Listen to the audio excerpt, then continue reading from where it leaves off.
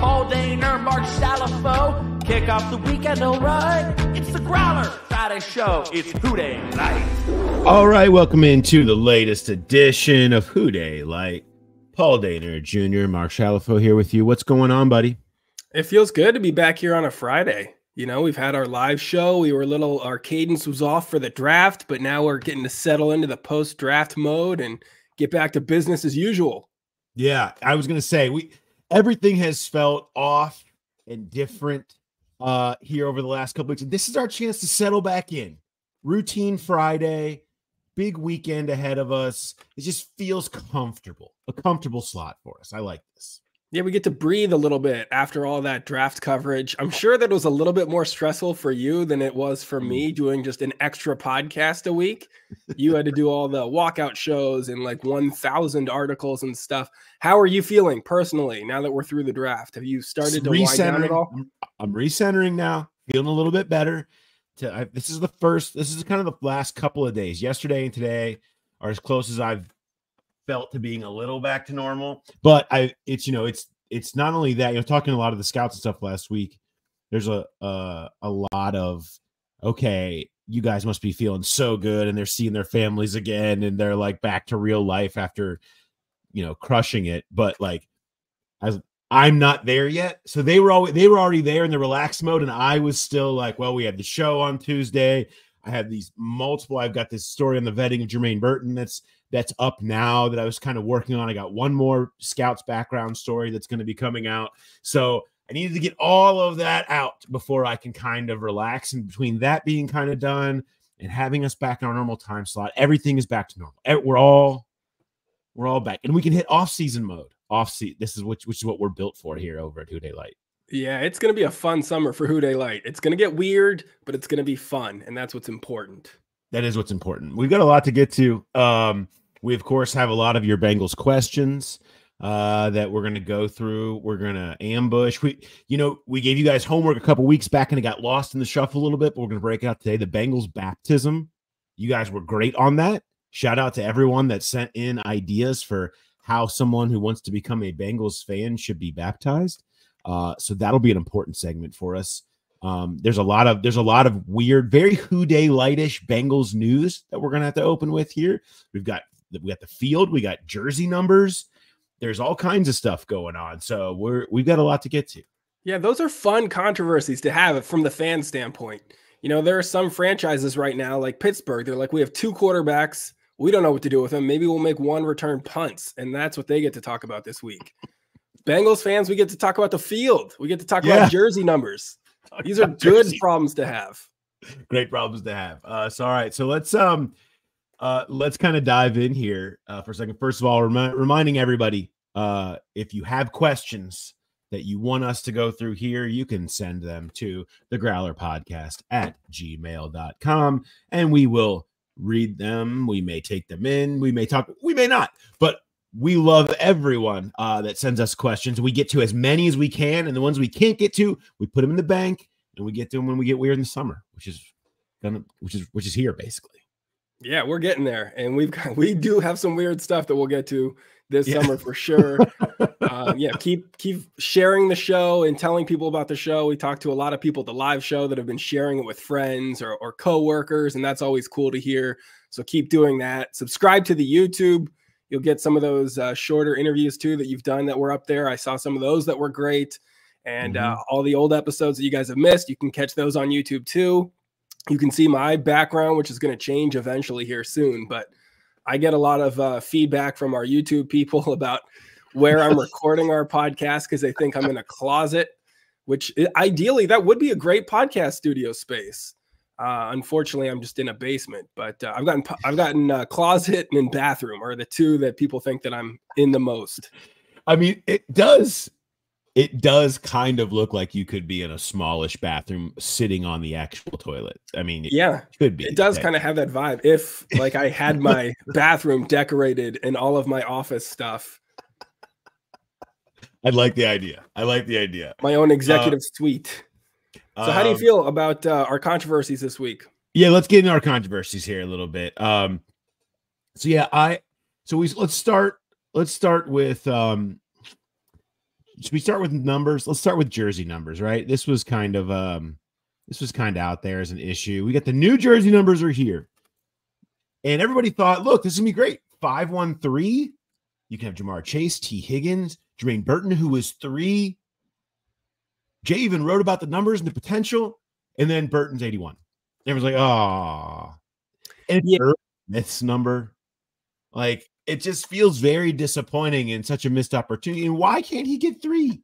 I think maybe they want him to earn 3. You know, like maybe it's that situation of like, if we just christen him as the third piece of this, it kind of removes some of the competition we want him to think that he has out there. But I agree. 513 was just a missed layup. I was banging that drum. I thought once T switched his jersey, they should have just forced it on Tyler Boyd just to take the marketing potential of, you know, they're trying to build themselves as 3 number 1 receivers. The 513 with those dudes would have been huge. And just the fact that they were gifted that with Burton and still didn't take it, that hurts, first of all. But then cursing him with the Irv Smith number, that's just insult to injury. It really is. Like this guy's got a lot to overcome. There's no doubt. Maybe it isn't earning. Maybe that is a look. If he becomes the guy and a starter, then they switch his number to 3. This is just his, you know, it's his early number. But it's a little much. Maybe Charlie Jones is going to become 3. Maybe it's a battle for the 3. Oh yeah, I like that. Where Trent like, Irwin earn it. Becomes the 3. All right. So and it's just whichever one wins it out in camp gets to wear the special number 3. Maybe it changes every week. And, you know, I don't think you can do that, but that would be fun in practice. Who gets to wear the number 3? Who's earned it? Yeah. Also, I always love when a player gets a number that is like the exact number of the veteran that they are replacing. So McKinley Jackson gets 68 because he's the new Josh Tupou. And it's not like he got a normal defensive tackle number. I mean, Josh Tupou already had kind of a weird, like 68. You don't see a lot of 68 out there. But like, no, you're the new big guy that needs to be in the middle. You know, that's you. And we made all of these triple XL unis. So we're just going to go ahead and switch that over to you. Okay. So I like when it's a direct 1-to-1. And maybe that's what they're going for with Amarius Mims, since they want him to be a direct 1-for-1 for Willie Anderson, who they've never really replaced since he left 15, 20 years ago. Yeah, and maybe the same thing with Josh Newton. They were just expecting Joe Mixon to flip to cornerback this year, and you know that makes a little 1-to-1 in their eyes. They always knew Zach Moss was coming in, and they thought maybe we could just keep Mixon, just throw him in the defensive backfield here. Yeah.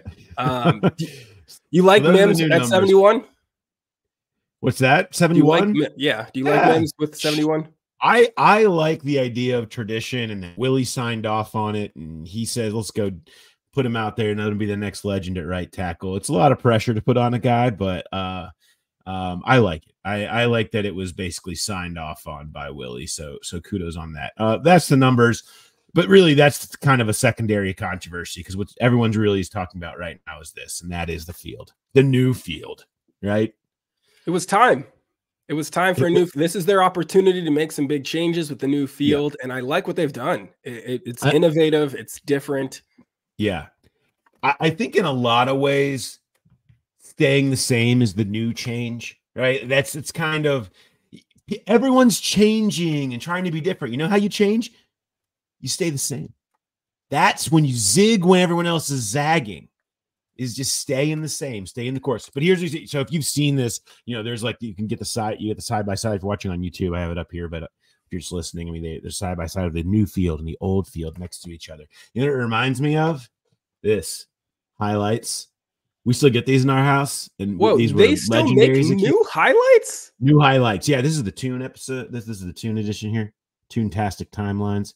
But when they have the pictures side by side and you have to try to tell what's different, and like, you know, especially for my younger kid, she's always like, you have to really help her to see, oh, what is different here. You got to really kind of really work and stare, and you'll end up spending 10 minutes on it. That's kind of what we're at here. What is different here, right? It looks like a wider stripe. We can circle a little wider stripes in the end zone, right? Mm-hmm. That's big. That's going to be notable. And then we've got the numbers are now they look like they're in the font of the jerseys. So that's something. And the B's still there. But I got to say, I'm anti-leaping tiger in the middle. I'm anti. We know my feelings on some of the original logo. I've made clear and taken some heat for my distaste for the original running tiger with the helmet flying off thing. So I'm okay with the B, but you know, there could have been some new fun options, right?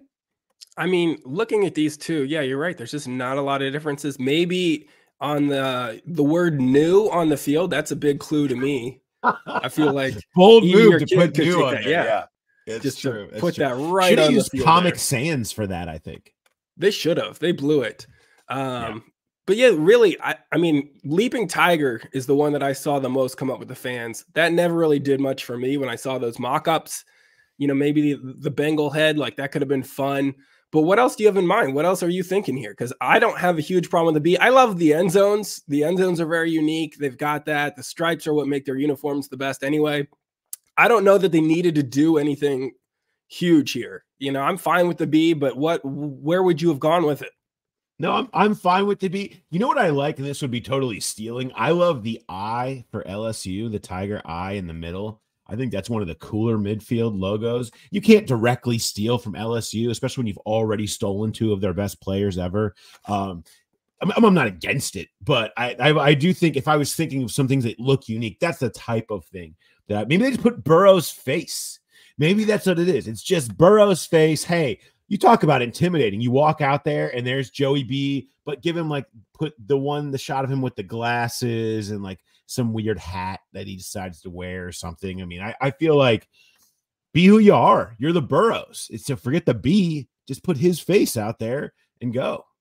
Yeah, that'll also kind of tempt some of the hotheads from the other team that really want to make a statement. You know, you see like in college games where they'll plant the flag on the opposing team's logo to really show them up. And then the next year they get creamed because that team has been watching that clip over and over. That might be a good way to bait some idiots from opposing teams into taking some shots at Burrow and getting him a little bit extra juice, a little bit extra locked in. And I think that could work out well for him. But I don't know. Maybe I'm against the big Burrow at the middle. You got the B. Maybe you just do the name, you know, a little script. Just write his name. Yeah. So the B stays the same and then just Burrow underneath it. You know? Like you see people do on the bad vanity license plates where they try to use the B in Bengals that you can get and then put something else after it, like Brown or Burrow or you know, it's just, it looks bad. It looks janky. I appreciate the effort, but I think you're you're more running into problems there than solving anything. Yeah, in the grand scheme of things, I'm fine with the B. I would have more problems with some of the jersey numbers than I think the 513 is a bigger miss than the B logo. Yeah. As long as it doesn't look dirty and muddy and pellety all the time, I think everybody has stepped in the right direction. All right. Which brings us to, let's see. Let's get into some questions. Let's see what we got. We got some questions. People have been sending them in. We do lots of great questions. This one's from Joe. And he sent this almost as soon as the draft started. He's like, we're moments into the draft. They kick it off with Eminem. If/when Cincinnati hosts the draft, who would be your Cincinnatian of choice to get the people going?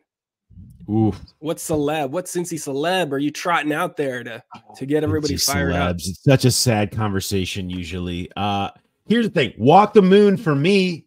I like Walk the Moon. They're very proudly Cincinnati. They've had some pretty big hits. Everybody loves Shut Up and Dance with Me. Like they're pretty big. Are they huge? They're Eminem big? No. But this is what you're dealing with. What you got? If we're talking about the music world, I think you could go there.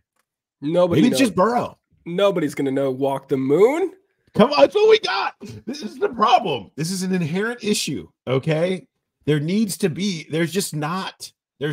Okay, is it going to be Burrow? Are you going to try out Ellie Deli Cruz? Like, what are you going to do? Are you going to throw Aftab out there? Like, you don't have anybody. Oh, that's fun. Yeah, Aftab can have a proclamation from the city. Yeah, really tight, awkward, pre-written deal. Like that's honestly. Today is National NFL Draft Day in Cincinnati, and here's my declaration. And everyone just boos him the entire time. Why don't we just own why don't we just own our local news history and bring out Norma Rashid and Connie Durking and some of the old school Charlie Lucan, right? Like go old school anchors just for us. Yeah, you know what? It would have been it's sad that he passed away, but you could have trotted Jerry Springer out there, gotten some That's mileage just it. off of That's probably the closest that you could have gone if Jerry was still here, so everyone could chant Jerry. I mean, you know what it is. Emilio Estevez, that's what you're gonna say, right? Yes, and Charlie Sheen. Yeah, that's what it is. You know where it ends. It's Nick Lachey. We can't shake this. It's just we can shake this. You trot out Fiona the hippo, and everybody cheers for her. Can you get like Fiona like in a tank? Is that what happens? It ends up being Fiona in a tank, comes out, they roll Fiona out, and then, because she's a hippo, so she like attacks Roger and everyone, nobody boos anymore. Everyone's just we just witnessed our first animal attack of the NFL draft. They're like, hey, should we let Cincinnati host the draft? And within 90 seconds, we have an animal attack on the commissioner. I think that works. And I think that is why we need the NFL draft during Fiona's lifetime. Yeah. I don't remember how long hippos live, but we got to make this happen soon while she's still in her prime and while she's still angry enough to chomp a commissioner in half. But I think, we don't want to go back to the Lachey well. It's got to be better than Lachey. Right now, all we have is our sports stars. I don't think they would let you trot out a different sport. You can't take Ellie out here and really promote Major League Baseball at the start of the NFL draft. Burrow's not that guy that's going to come out there and start fist pumping and getting everybody fired up. So we need to come up with something. Somebody has to become a huge celebrity from Cincinnati between now and Chad. then. It's Chad, isn't it? I mean, I would take Chad over Nick Lachey. No question. I think Chad's probably your guy. Chad's probably your guy. Yeah, we'll give it to Chad. Not that we get to make those decisions, but if we do, we would rank them Fiona assaulting the NFL commissioner, and then we would go Ocho. I'm here for scandals and animals year on the NFL draft. Our next question is from Damon. This is a run, pass, or boot. What's more likely to happen? Mims starting his first game before week 6. Mims starting his first game after week 12. Or the Bengals leaning into Mims' history at tight end, and he catches a pass out of a jumbo set at some point during the 2024 season. I love that. I'll say it takes me back to one of my favorite bits, which was the year that Jake Fisher, they didn't really know what to do with him. He was like back. Hugh Jackson kept trying to throw to him. It was like, let's just throw it to him, And he had like, I forget how many targets he ended up with, like 6 or something. Like they weren't completing them. They kept trying to run plays for Jake Fisher. And at one point I looked up on Pro Football Reference, like there has to be out there what is the most targets for an offensive tackle in NFL history in a single season. And in Pro Football Reference, there was some kind of a glitch where some guy had 22 targets and no receptions, allegedly. I think there was a glitch, but I just loved the idea of them trying it's week 14 and the Dan Horde of that team is announcing the game and it's like, and they're going to throw it to Jones again, incomplete, like 0 for 21. I can't believe they're continuing to target him. So I love that idea of the Jake. Maybe you can do that with Amarius Mims. Probably not going to catch a pass. That would be my guess. So I'm booting catch a pass. That would be terrifying if he did. It would be fun. As much as I want. I want more big linemen being targeted by Joe Burrow in critical situations. Like if he gets the ball in space and that guy's barreling towards you, like he's such a freak athlete. I think he's getting into the end zone. Yeah. Yeah. No. I mean, you've seen, it was Robert Hunt, right, from Miami, had that wildly athletic touchdown that wasn't a touchdown. It's one of the coolest things we've ever seen. That could be what Amarius Mims pulls off. No, more than likely, I'm running with before week 6. Yeah, that gets booted. What I want most is that, but what is most likely is that before week 6 he's starting. I mean, between the potential for a Trent Brown injury and him to just win the job because he looks really good in camp, there's a way better chance that happens than he just sits there and both Browns stay healthy through 12 weeks and they're crushing it. And there's never a reason for him to get even a single start one game where your shoulder hurts or you're like, your ankle got sprained, like there's a chance he's going to start at some point in the first 12 weeks. I would think. So that would be my boot there. I mean, it does make sense. We've seen the attrition that's happened on this offensive line. Last year really felt like an outlier in that respect. So it wouldn't be surprising at all to see him in there in the first 6 weeks. Our next question from Charlie, who's another girl dad. Shout out girl dads. His question is one thing he wants a little bit more understanding on, and he wants an expert like Paul. And he also involved me in this, but I'm going to defer to your expertise as the bigger football expert here. He wants to know a little bit more about the 3-tech D lineman. He's got a general grasp of what that entails, but wants a little bit more knowledge about everything that encompasses, and just so he can kind of understand, the differences with that defensive front with Rankins here versus DJ Reader, and just those different positions and that kind of thing. Yeah, no. So this is a good question. Let's get back to the basics. We do just talk through this stuff a lot of times.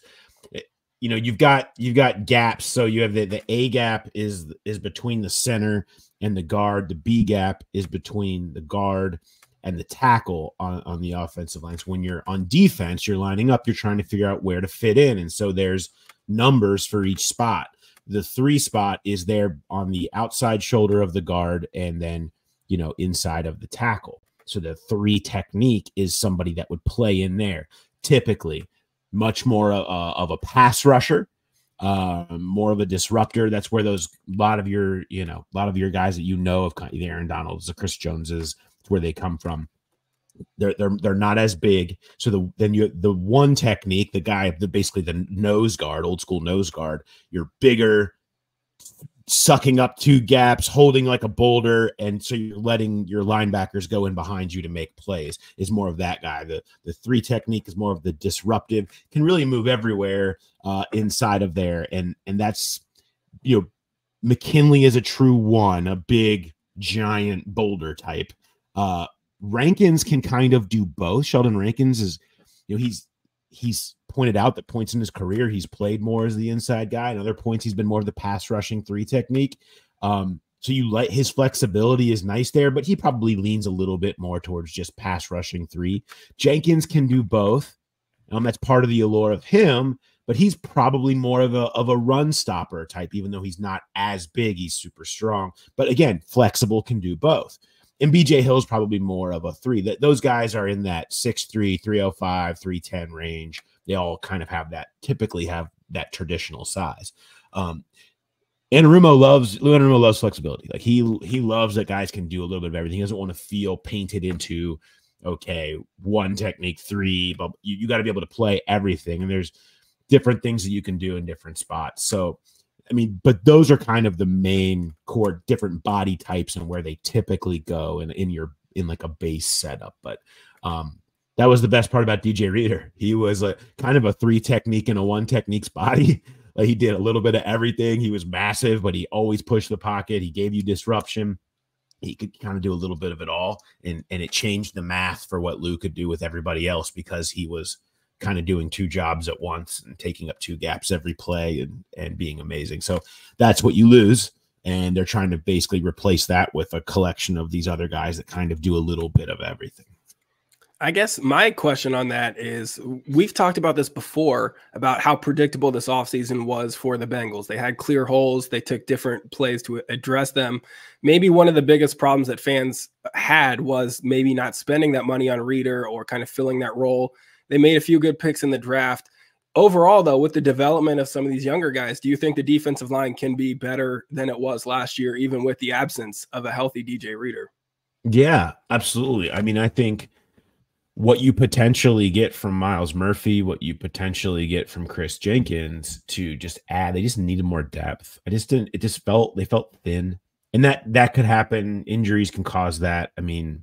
That's part of it. I just didn't feel like they're going to be at their best. Any defenses when it comes in waves on the defensive line, and they didn't have enough potent waves. They tried, it just never, that second group never quite came all the way around.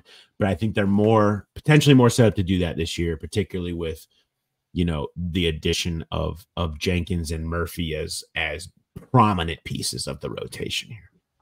Our next question. Oh, sorry. No, I was gonna say let's take a second here. Let's switch over. All right, and let's do it. let's go. It's gonna be Stanyo time. So let's bring in our good friend and yours, Eric Stanyo. What's up, buddy? What's up, guys? How you doing today?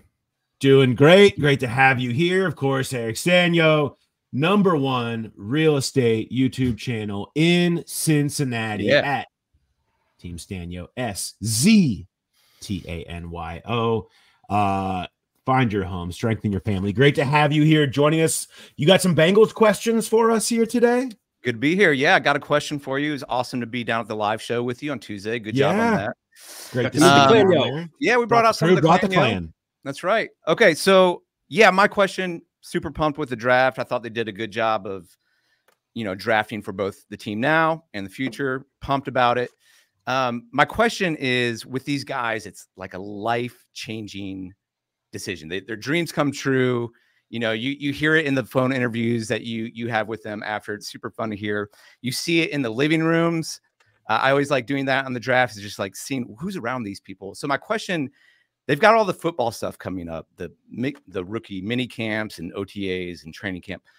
But what does it look like for them as they're making this transition for life? Like, this is a big jump. These are still young kids. I mean, we have them graded down to the decimal point, but like, they're making huge life decisions. How do they build their trusted counsel around them? Like, does the NFL help them with that? Do the Bengals help with them with that? Like, how are they making these life decisions now that this major change has happened for them? I see what this is, Eric. This is you angling to be their real estate agent, isn't it? Isn't it? I don't know. I don't know what I can't even be. You're like, look, do they have an agent? Do they need someone? Where do they live? Lots of leads on great places. This is a genuine question. Hey, this is a genuine. I'm not angling any here. I'm coming on the show and I'm getting attacked by Paul. No, this is a genuine question. I just think, like, you're dumping all of this like wealth and fan responsibility on them. And that's a lot for young guys who may or may not have a ton of wisdom. And so, like, how do they make that transition? I'm really curious. It is a great question, actually. It's a fascinating question, and it's one that I probably should have written a story about by now. The thing is, there's a couple of different people. I don't know if you remember your first job, but I remember I could have used some counseling and some help. and a real bed with a headboard, but I never got those things, right? Like, you're just trying to get by and figure out how anything works. How do I pay bills? Like, what am I doing? I remember all of that, but they have, Eric Ball, who's director of player relations, is a great resource here. That he basically kind of talks to these guys, tries to help them, shows them all the resources that are at their disposal, helps them with, getting settled in, where to live. A lot of these players just end up living in the same places, apartment complexes. Usually a lot of them live over in that Newport, Bellevue area, all those new places that are over there, but they're kind of all over, but mostly that's where, they get help with just following what the guys that are older than them tell them that they live. The NFLPA, they do a lot of stuff. So they'll come in, the reps will help you. This rookie mini camp that's coming up, I guess next weekend, is a lot of meetings of how to be a pro, what happens in the NFL, where to go do this, all the options, of lots of presentations to them. So that's kind of what rookie mini camp is all about. Or it could just be like it was with Chad Johnson, and you just live in the stadium and ask Marvin Lewis how banks and money work. That's basically what happened, right? I mean, so it's one of my favorite, Hard Knocks. McDonald's every single day. Yeah. You're eating McDonald's Big Macs. Yeah, what do we got? What do we got? Question. We have our question for the Stanyo clan. We do have a Stanyo question. This came up on the show a few weeks ago. We were talking urinals on the field because you got a terrible diet. Yeah, so a few weeks ago, Paul, we talked about urinals. Paul took a lot of heat for saying that if you have a urinal in your house, you are a serial killer. It crushes the resale value of your house. Our listeners were very pro urinal and treated his opinion much like a urinal cake for a few weeks. Where do you come down on the real estate side of urinals? Is that going to hurt your resale value in the home? Okay. This is important. And Paul, I understand your take, where you're coming from. There are serial killers out there. And so I understand where you're coming from. Some of them have urinals in their houses. I take it from this, and I think probably a lot of the other listeners can relate. Both of you guys are girl dads, and there's a very big difference, I think, between being girl dads and boy dads. Okay, and so, you know, if urinal's first floor and above, then I understand it can be a little. My dad's really finished the basement, and in that basement, he built a bathroom, shower, normal toilet, but also a urinal side by side. Okay, and this, as a boy growing up, when I brought my friends to my house, this was like my pride and joy. I would bring my friends down to the basement and show them this bathroom and say, like, behold the urinal. And all my friends were like, that's amazing. Like, you have a urinal in your house. So this is a very different, you know, like, resale value. Look, here's the deal. Resale value matters, yes, but you're living in the home. And this is one of the great things about owning your own home is you can do what you want to do. Now, I have four boys myself. I was the youngest of three, and now I have 4 boys and 1 daughter. And there is, like, I've gone through 4 young boys of trying to train them to lift the seat and not get pee all over the seat. You know, why not just put in? I would love to have a urinal in my house. So there's another angle of this. Yes, resale value matters. If it's like the only toilet in the master bathroom, you might want to reconsider that in terms of resale value. But overall, you know, especially in that basement bathroom, urinal all day long. All right, Stanyo, thanks for the expert opinion to put the urinal issue to bed. Yeah, it's definitely far more of an expert opinion than I just think that you're a serial killer if you have one. When I have zero evidence or thing behind that other than it just weirds me out. That's all. Yeah. I'll add that to my bio, urinal expert, underneath all the real estate accolades. Yeah. That's it. Cincinnati Bengals urinal expert. Cincinnati Bengals urinal expert. If you need to know that, you can join the Stanyo Clanyo for all your urinal needs. Go to subscribe to his YouTube channel, which is crushing it, at Team Stanyo. Also on Instagram, ESZTANYO. And of course, if you're looking to buy or sell a home, email directly info@teamstanyo or go to www.teamstanyo.com to connect. Eric, appreciate it as always. Great stuff. We'll talk to you next week. Awesome. Thanks, guys. See you later. Well, all right. I do think that it was a little interesting that he brought all his friends over to see his urinal. Like, I would show off my Xbox when I was a kid. I wasn't like, hey guys, look what we're going to do today. The urinal. That's right. I mean, look, I feel like for kids though, that's like, is that like having a bowling alley in your basement, you know, a little bit, or it's like, wait till you see this. But if you're a kid, that's a mind blown thing, you know, whereas you'd probably still be interested in the bowling alley, but. Yeah, for sure. I don't know what kids are getting fired up about the urinal. Are they just chugging water so they can keep using it over and over and over again? Like, it's urinal time. We're going to Eric's house. Let's go. Let's go. I love it. All right. Moving along with our Q&A, right? Yeah, this next one is from Shane. He always hates seeing the Chiefs make, big impact rookie plays in the playoffs, guys that weren't at the top of the draft. So he wants to know, which round 4 through 7 guys do you think will have the biggest impact on the Bengals, either making the playoffs / having success in the playoffs? Would you go number 1, either tight end, number 2, either the defensive backs, or number 3, Matt Lee? You can run past boot that. Yeah, I think okay. I think, you know, when you talk about this draft, I think the tight ends, I mean, they're pretty polished. I mean, McLaughlin's 25, and he's probably the more raw of the two. Eric All, with his Michigan, Iowa background, I mean, you know, that's like going to Ohio University for journalism. You just come out ready to rock, okay? I mean, there's just certain things. Finished or, product. You know, I guess maybe like Syracuse, but to a lower degree. Yeah, exactly. Overrated. But the Michigan, Iowa background, you know what you're getting there. A guy who knows what he's doing. So these are guys that are come ready to play. I mean, they're going to be ready to make an impact. Obviously, the injury aspect of Eric All is going to be part of this, of how quickly he can be healthy. But, you know, if he comes back from the ACL and is healthy in camp and proves to be who they thought he would be, absolutely these guys can make an impact. When you have you have Gesicki and Sample and Hudson. I realize these guys are in front of them, but it takes one injury. Gesicki and Hudson are very much receiver only. Eric All could probably slip more into like they wanted to be more of a Swiss Army knife, have a little bit more as a blocking tight end. So if something happened there to Sample, you have him right in there. Whereas with Lee, and Lee, I would pass on him because he's one injury away potentially. If he beats Trey Hill out for that backup center gig, he's one injury to take Harris away from potentially being in there, which is maybe a scary thing to say out loud. A 7th round pick would just be all of a sudden the center, but that's part of it. Newton is probably a couple injuries away with Dax Hill there.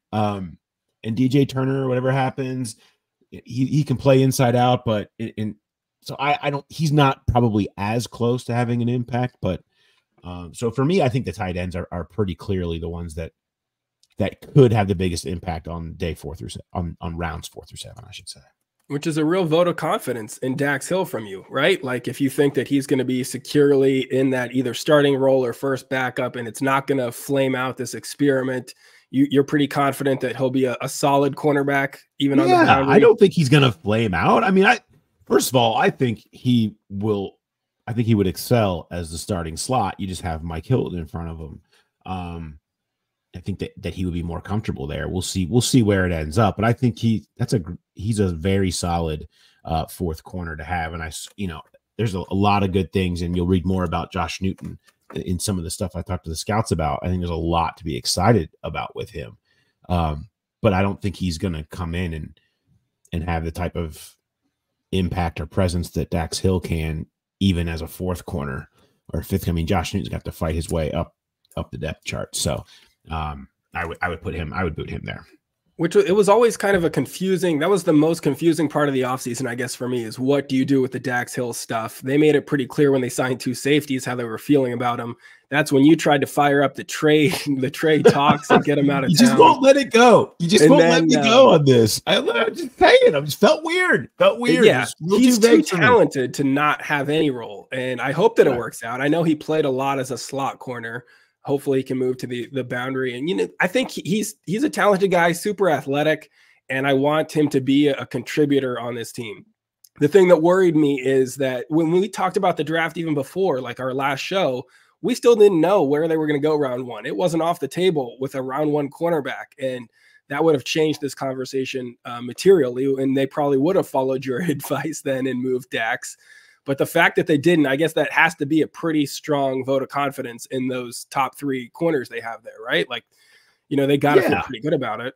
Yeah, I mean, I think that we'll see. I think that this will be an important few months to figure out what exactly that looks like. And so they'll go into camp with a better idea, but they have plenty of time. I mean, they have months to figure out, how does he look doing this? Is he capable? How's his recognition and stuff like that you need to have, whether you're inside or ability to physically do it outside, and see what it looks like. See if he is capable of this thing that a lot of people in the building think that he might be able to do, which is play outside corner. And if not, figure something else out.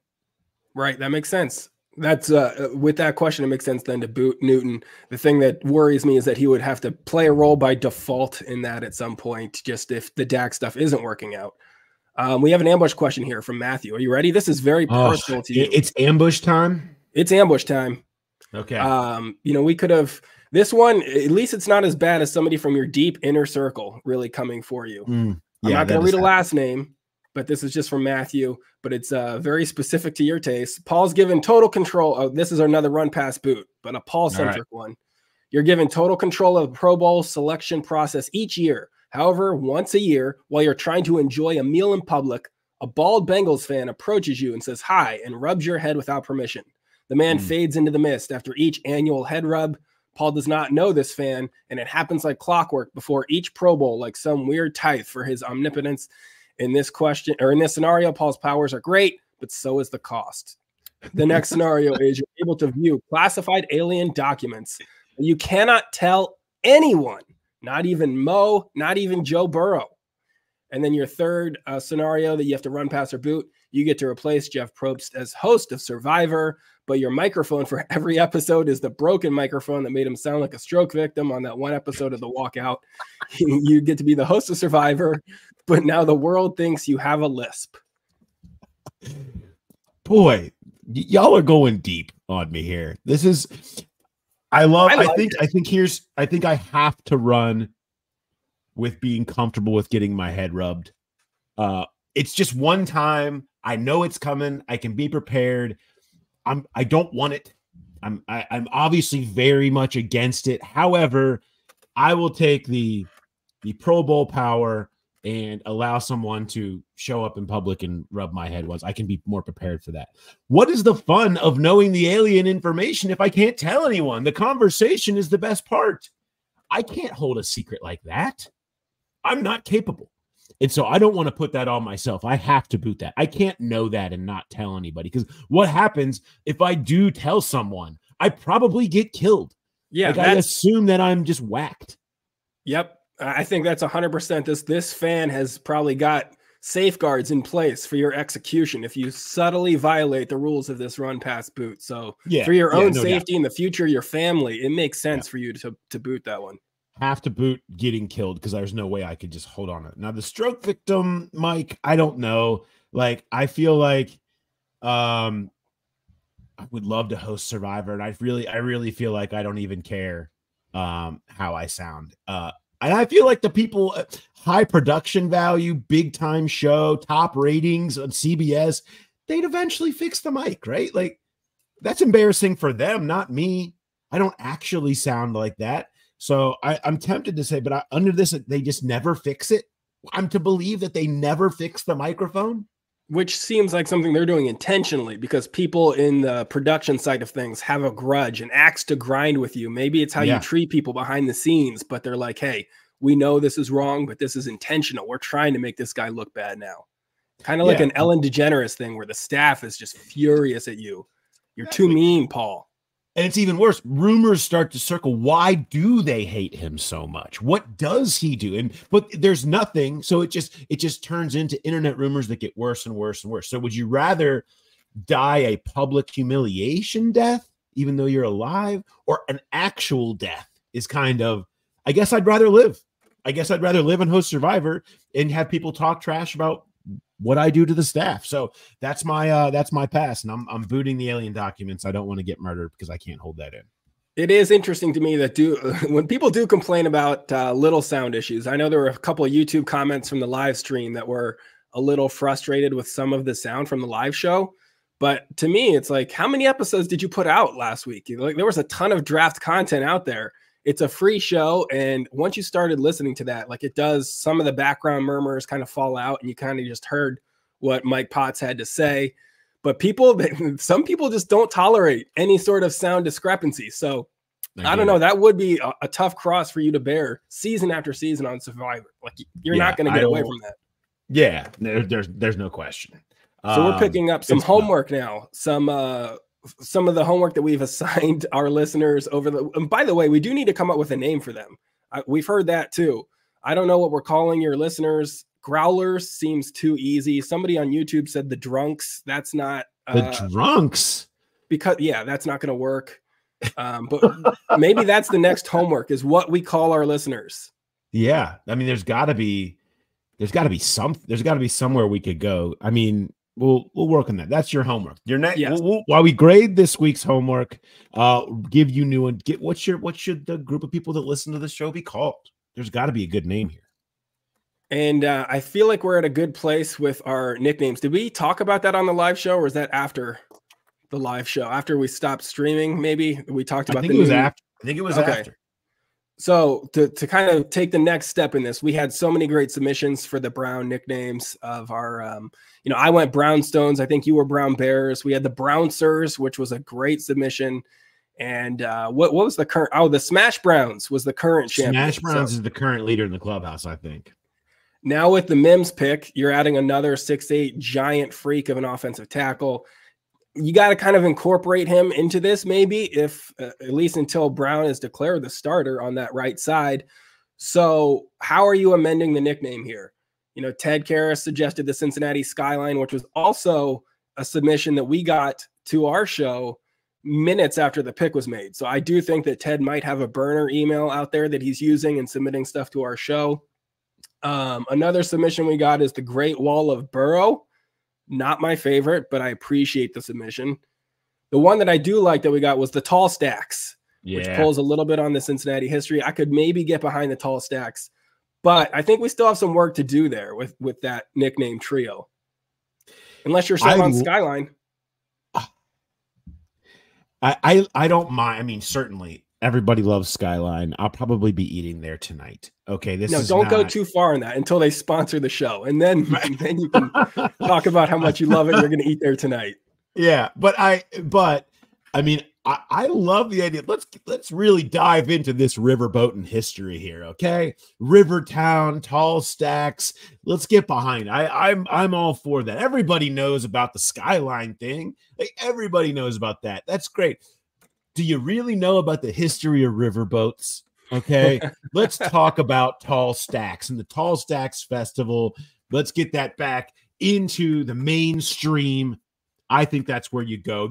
Let's use this as a chance to teach, a teachable moment for everyone. Let's not just think of it as what's a fun nickname. Let's make the world a better place. Let's spread knowledge. What's wrong with that? Yeah, that's what you want out of a nickname, is like a 5-minute exposition on history after it's revealed.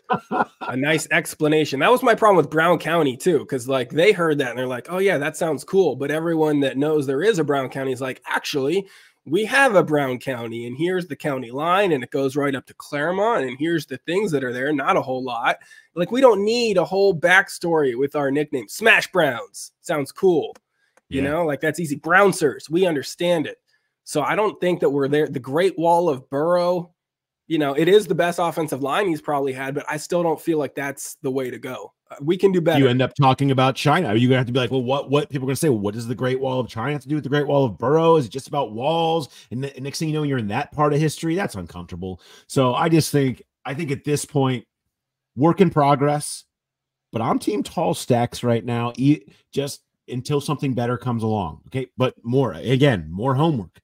If you guys have answers, we're trying to help.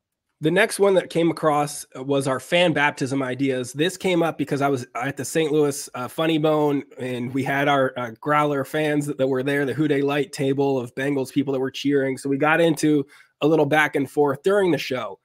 St. Louis lost their franchise, so there were few football fans there trying to figure out how to pick a new team. One guy had picked the Cleveland Browns because he didn't want to be accused of being a bandwagon fan, and now his life is hell. Another guy picked the Buffalo Bills right after that huge playoff game where they lost to the Chiefs in the final seconds.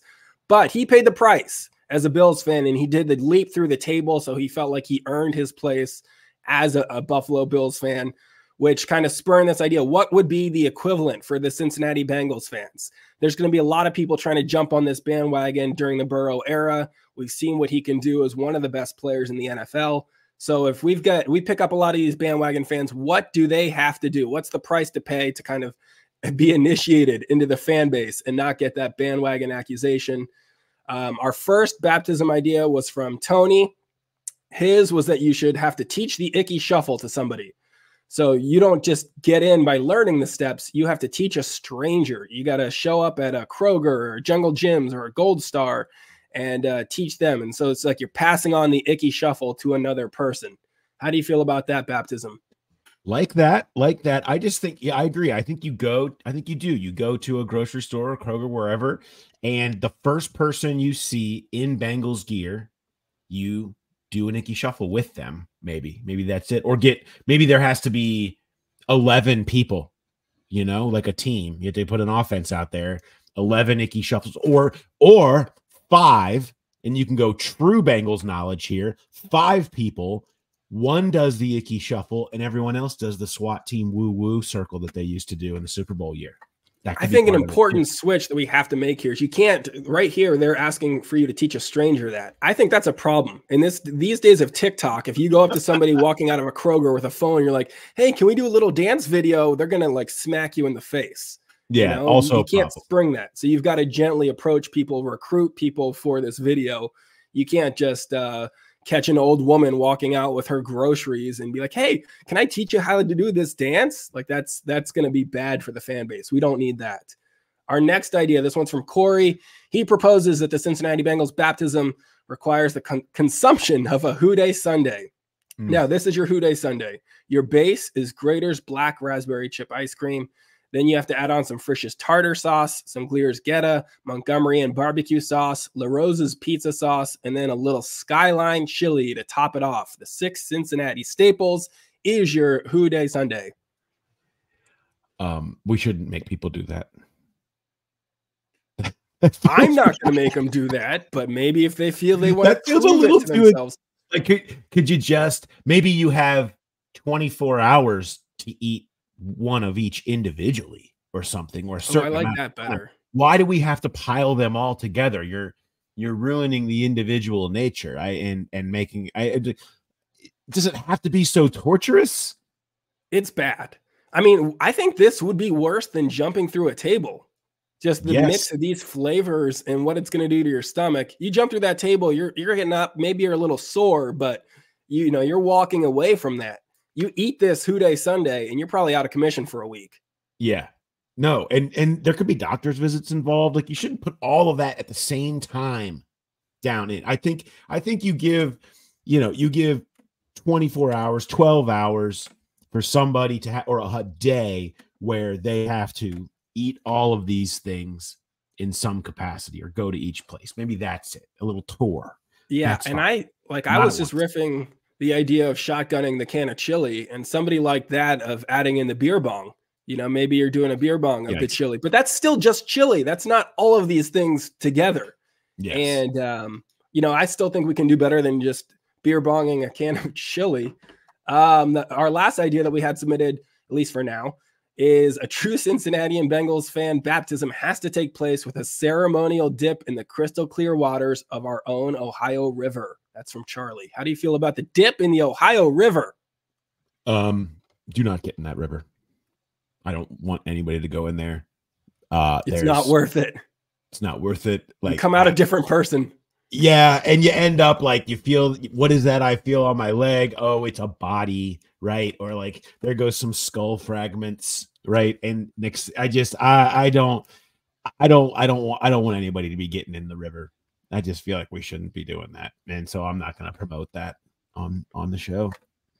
Yeah, please stay out of the Ohio River. If that's the one thing you take away from this show, forget the urinal takes and the hot takes on jersey numbers. Stay out of the Ohio River. We don't want anybody getting fished out of there. And they're like, well, my favorite podcast told me to jump in the river.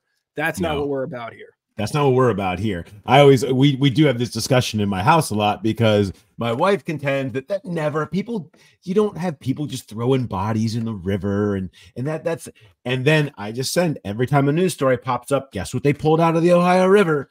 Sure enough, here's another one. It's like, sorry, it happens. Okay. So I don't want any piece of it. I don't know what else is going on in there. Don't go in the river. Stay out of the river. That's a big one. And then what else do we got? What else do we got? Is that it? Is that all for us? Yeah, we did get a few people that are still supporting our jungle impact plays, which was your idea when we talked about giving away some sort of award for fans in the game. If they got, I think we settled on false starts and timeouts and stuff like that.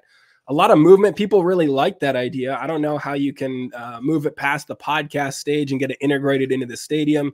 You did it with the Reds, so maybe you can figure out how to move this along here. So just a lot of support for that concept. Yes, no, there is tons of support for the concept. And I think, I just think we'll just have to talk to the Bengals about it. We'll have to go to the Bengals and be like, look, here's the situation. This is what we have. We have great ideas for you. We got Ted's Tub Talks.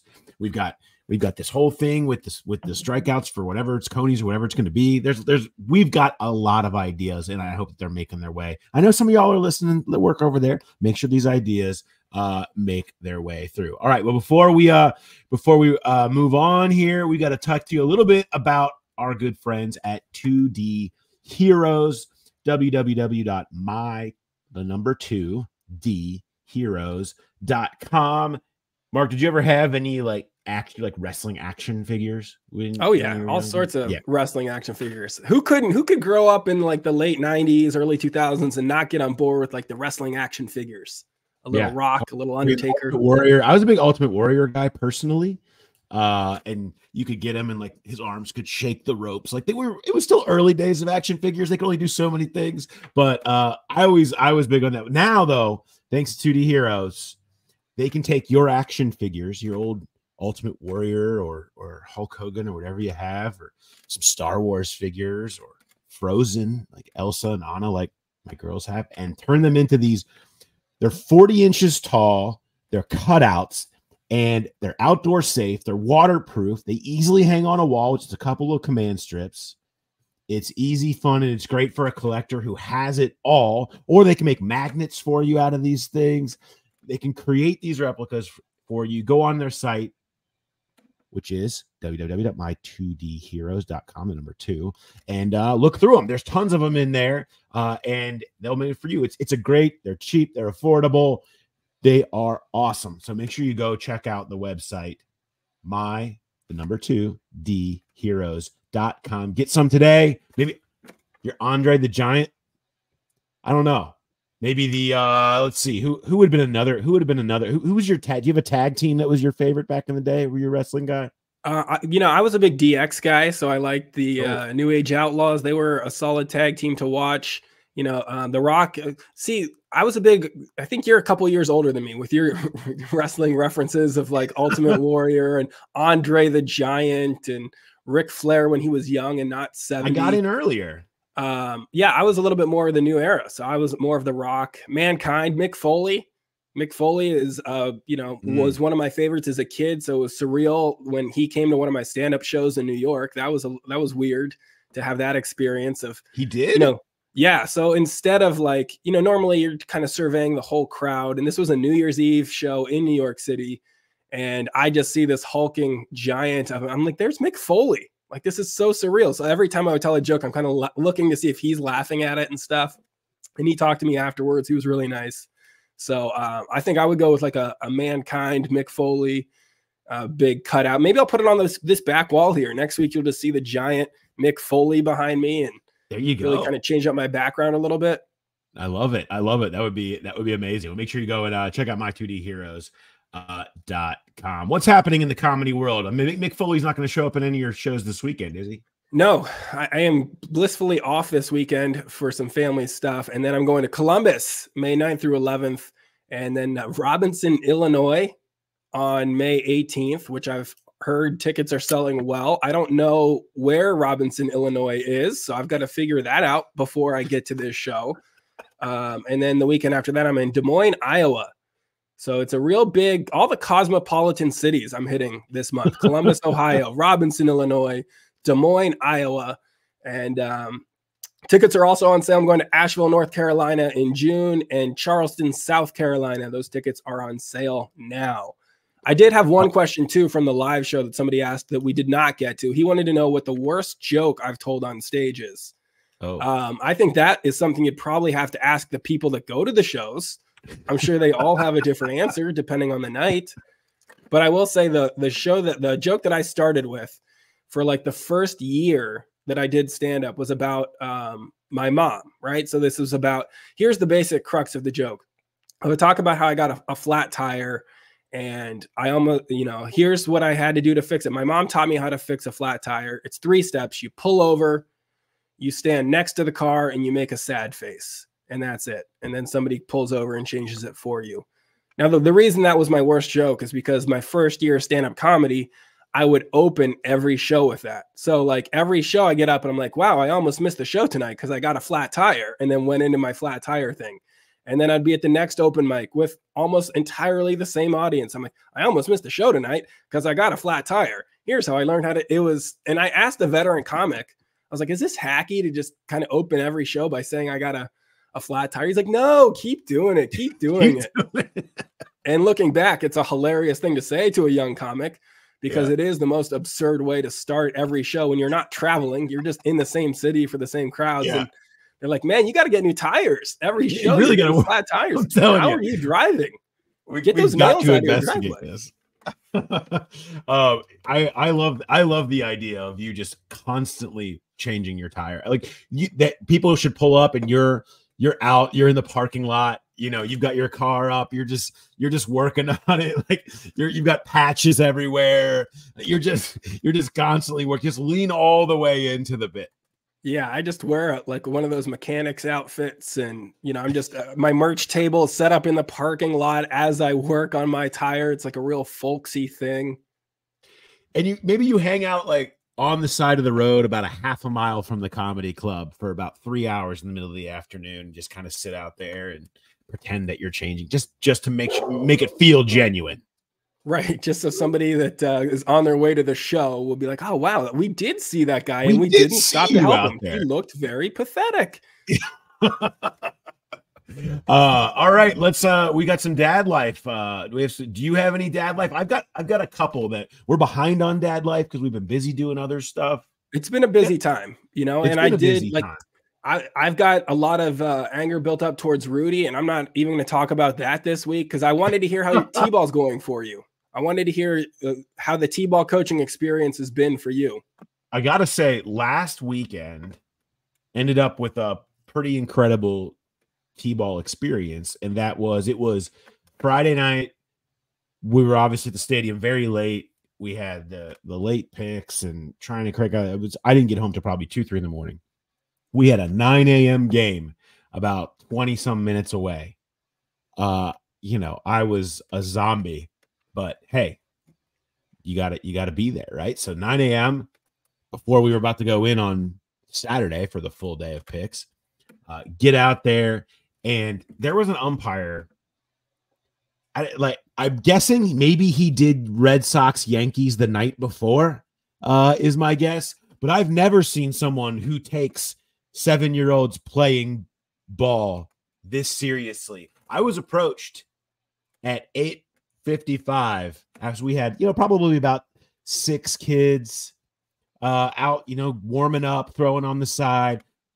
5 minutes, coach. 5 minutes, coach. You're gonna have your team here. You're gonna have a team. And I'm like, yeah, they're out there. They're kind of showing up. Well, look, I mean, it's almost 9 o'clock. I'll be ready to go. And I'm like, bro, it's 9 a.m., man. They're 7-year-olds. Like, they'll be here. Okay, we'll play. And he was really not happy with the discussions I was having with the opposing coach because he wanted to set the ground rules. Okay, here's the ground rules of the game. And we're just like, we're just gonna kind of like, some of my kids need to kind of use the tees still, and then can we just work through that? Didn't like that we were kind of taking the conversation ourselves. All of that is fine, right? Whatever. Then the first kid gets up to bat. Coach throws. Kid swings and misses. I mean, the loudest, most intense strike call you've ever seen. I'm like, oh no. Oh yeah, this guy is like serious about it. So this goes on. Strikes, outs. I mean, everything is just super intense. You know, as T-ball can be. There was one point at the end where it was going to be coaches weren't going to pitch. The kid on the other team wanted to pitch, and you're supposed to be able to allow a kid to pitch towards the end of the game. So he does. And he was struggling to get it over. It's a kid trying to pitch. It's, you know, and we had some kids that aren't as good a hitters on our team that were up. And so you end up with a kid who throws it nowhere near the plate, a kid who doesn't really necessarily know they can or can't swing, swings at nothing. And then this ump behind, strike, like give it, like calling it all out. I'm like, this is a sitcom. I am half awake. I am a zombie, and this is a sitcom right in front of me. I don't even understand any of what's happening in front of me. And I just couldn't even believe it. And I said, you know what? I actually want this ump every week because the absurdity is just, it's actually fun. I'm actually really enjoying the total absurdity of this being the person that calls 7-year-old T-ball / baseball games. Usually when you get to youth sports and you're talking about officiating and umpiring, it's because you've got parents that are losing it. And it's like, hey guys, wake up. This is youth sports. You don't need to scream at an official out here. We're all just trying to get through our Saturday, you know? But when it's the opposite, when it's that guy who's like, oh, everyone's here to watch me, not their 7-year-old to see what they've done. They're here to see my strikeout calls and for my performance. That's what I like. It does feel like it's somebody maybe with some arrested development that's like, this is the biggest thing I've got going. I'm going to guess the age of this person. I'm going to put him in his late 40s. Like, how, are we talking kid? Or are we talking like elderly man? 30s. I thought 30s. 30s. Okay. So this is a sadder sitcom because this guy lives at home probably. He had a failed baseball career of his own. He had a traumatic little league finals where he was at bat and he struck out, and he'll never forget how loud the umpire yelled strike 3. And that is his villain origin story. And so now he carries that everywhere. He's trying to get you started on time because these parks, they've got other games after you. You know, he wants the TV crews to be ready, and you guys have to be people tuning in on the team live stream, which you could just do from your channel here. And I'm sure subscribers would enjoy seeing some of the Paul in action. And especially if we've got this ump again, we could make that happen, you know, a little bit of live baseball for your Saturday mornings. You got to get that started on time. You got to get your team ready to show up. Now, I say that as a person that, you know, my team has been late to plenty of things. You know, I had to miss a game on Tuesday because I was doing a podcast about the NFL draft. And a lot of our kids got stuck in traffic. So my wife had like 4 kids on the field at the start of the game, just running the warmups because the other coach wasn't even there from my team. And meanwhile, because it's a road game, who has a road game at 6 o'clock on a school? Like, that's too early for parents that are getting home from work and then have to haul their kids across town all the way to Lakota. So their whole team was there, and we had like 4 kids. And you know what the rest did? They said, oh, it's youth soccer. Who cares? We'll wait 10, 15 minutes till everyone gets here. And that's how it went. And it went fine after that. It can go that way. It can go that way. But yeah, so I enjoyed that experience. It was the latest in the T-ball saga, but big weekend, 2 games this weekend. So we'll have a full report on how that goes. Yeah, and whether or not you need to be replaced by one of those assistants that was angling for the job at the beginning of the season. I mean, at this point, I think it's. What's the record? Are you guys successful? We win. We're all winners when we go out on the field. Is what we are. We all are trying our best, and we are definitely getting better every single week and having fun. That's what's important. I teach all my kids. I'm coaching 3 soccer teams. The most important thing I tell all of them, it's about attitude. It's about effort. And I tell them you can never be good at anything if you're not willing to be bad at it first. And boy, some of my kids have taken that to heart, and they're really focused on being good. So that's encouraging to see.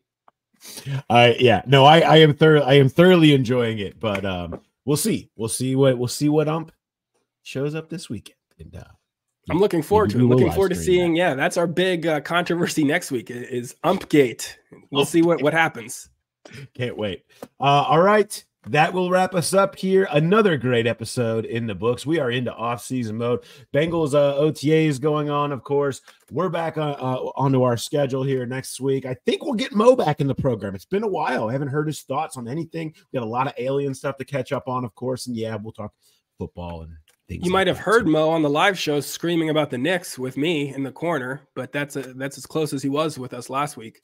Yes, lots of I'm sure the screams were of a much better variety as they moved on, and now we'll play the Indiana Pacers. So there's no live show curse of the Knicks. So yeah, he's a lot happier.